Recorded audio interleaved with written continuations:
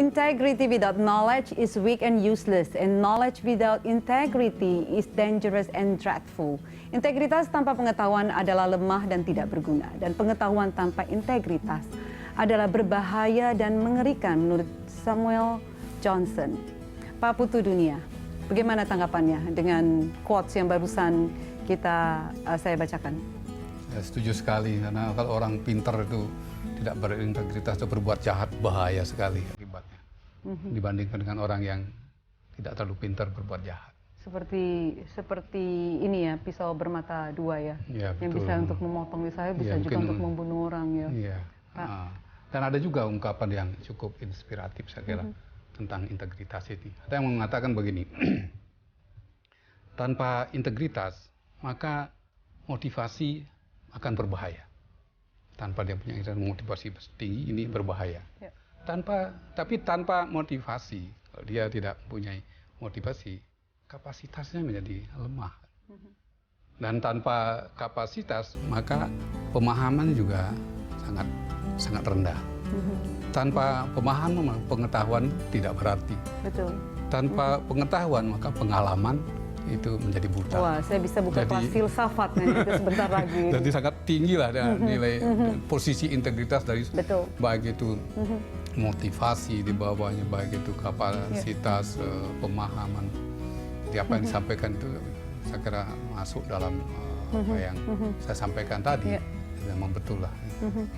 Kalau kita melihat sekarang generasi muda kita, para pemuda, pemahaman akan integritas, pemahaman mungkin kalau kita bicara lebih luas lagi, pemahaman dengan nilai-nilai Pancasila, Undang-Undang Dasar 45, Bhinneka Tunggal Ika, kemajemukan, toleransi.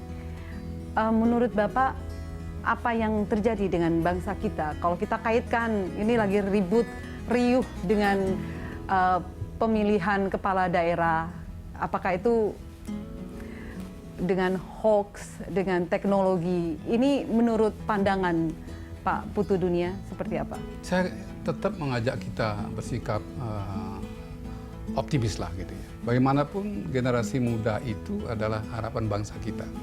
Bagaimanapun di antara demikian banyak generasi muda, banyak yang bagus menurut saya. Namun ada yang tidak bagus. Namun demikian, satu kunci harus kita ada perbaikan. Apa yang perlu diperbaiki tentunya produk-produk hukum kita seperti undang-undang tentang pendidikan nasional. Karena disitulah akan terjadi pembinaan integritas mereka. Demikian juga keterlibatan peran orang tua.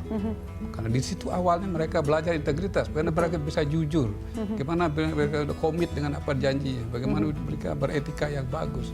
Tapi bagaimana kalau mereka masuk setelah tumbuh dewasa, lingkungan tidak mendukung mereka untuk menerapkan nilai-nilai integritas ini di dalam bekerja ataupun dalam mereka meneruskan karir misalnya di dalam masyarakat, terus jadi ikut-ikutan masuk. Karena tidak semua. Kalau dia mempunyai integritas tinggi, dia akan bisa memilih.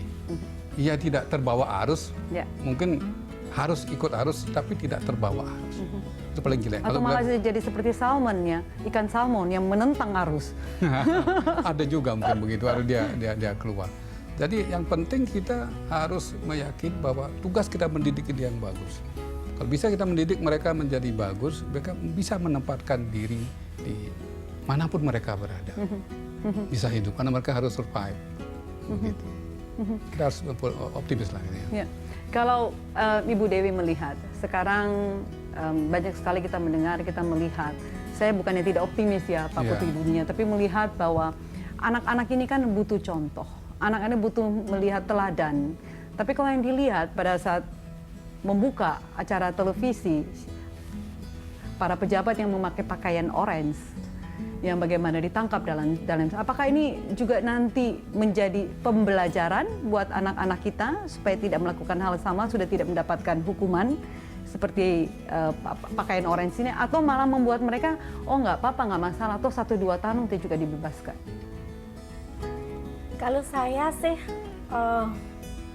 tetap berpandangan meniru kehidupan secara alam saja.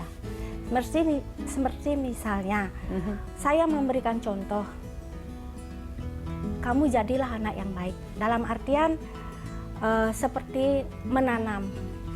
Kalau kamu mau menanam sesuatu itu, tanamlah dia, rabukilah dia, peliharalah dia. Mungkin ajak bicara dalam hatilah dia. Terus diperhatikan, disemai kayak gitu. Nanti dia akan tumbuh menjadi pohon yang bagus dengan akar yang kuat. Dengan akar yang kuat. Itu ilustrasinya seperti itu, akhirnya dia akan menghasilkan buah yang bagus. Begitu juga manusia, kalau kita melakukan sesuatu yang sudah dari awal, anak-anak kita ajari sesuatu yang baik, kita terus perhatikan, setiap ada kesalahan sedikit pun jangan sampai kita biarkan dia sampai bengkok terlalu lama. Kita luruskan lagi, bengkok lagi, luruskan lagi. Mudah-mudahan atas karunia Tuhan Yang Maha Esa, dia akan bisa jadi orang yang Jadi kalau saya bisa tangkap bahwa dengan kita memberikan akar yang kuat, ya Pak Putu, Ibu Dewi, kepada anak-anak kita, walaupun lingkungan bisa tidak memberikan contoh yang baik, tapi dengan akar yang kuat, anak-anak bisa terus memegang nilai-nilai prinsip yang diajarkan orang tua. Nah, saya kira begitu. Menyambung pertanyaan tadi, apakah apa yang dikerjakan sekarang itu mempunyai impact yang positif atau negatif? Saya kira semua produk yang dibuat oleh pemerintah sekarang adalah hasil keputusan politik kita bahwa itulah yang terbaik. Dan tentunya tidak selalu akan baik untuk jangka waktu lama, karena itu ada proses yang perlu evaluasi. Baik. Nah, ini perlu dievaluasi lagi sehingga selalu current dengan perkembangan anak-anak, tuntutan dari masyarakat, bagaimana dia bisa tidak meniru hal-hal demikian itu menimbulkan jera pada itu, tentunya berkembang terus. Jadi, Perlu ada kayak semacam program bagaimana anak-anak untuk ditumbuhkan rasa nasionalismenya nggak, Pak Putu? Oh, itu satu keharusan bahwa kita sebagai bangsa Indonesia, apa sebenarnya tujuan bangsa ini, satu keharusan itu ditumbuhkan, dan terus menerus kita harus menimbulkan semangat kita supaya tetap dalam koridor budaya Indonesia, koridor kebenaran, sehingga akhirnya menuju kepada mungkin ada identitas usulan masing-masing. seperti apa kira-kira setelah berkecimpung berapa puluh tahun di dunia tentara angkatan udara, kira-kira program seperti apa untuk bangkitkan lagi nih? Bapak pastinya tentu banyak melihat generasi muda ini rasa nasionalisme, rasa memiliki bangsa ini yang kelihatannya kok bukan lebih baik. Ada program nggak yang bisa mungkin diusulkan? Siapa tahu saat ini ada petinggi yang memang punya kuasa untuk bisa membuat kebijakan.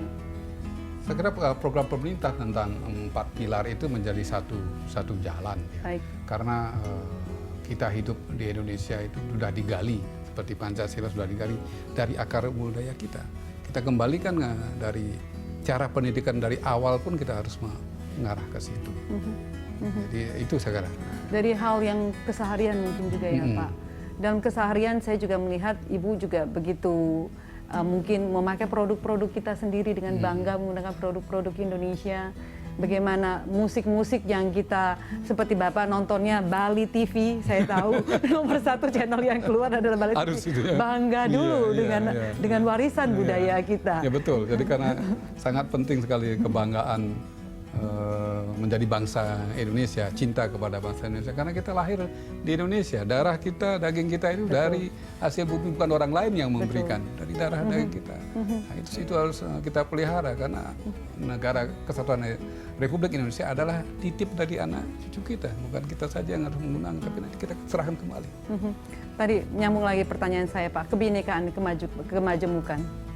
Kita ini begitu berbeda dari suku, agama, ras. Menyatukan perbedaan tentunya tidak mudah, tapi bagaimana perbedaan ini Bapak dan Ibu kita kenal juga dari Bali, mungkin bagian daripada kalau disebut dalam bangsa kita sebagai kaum minoritas gitu ya.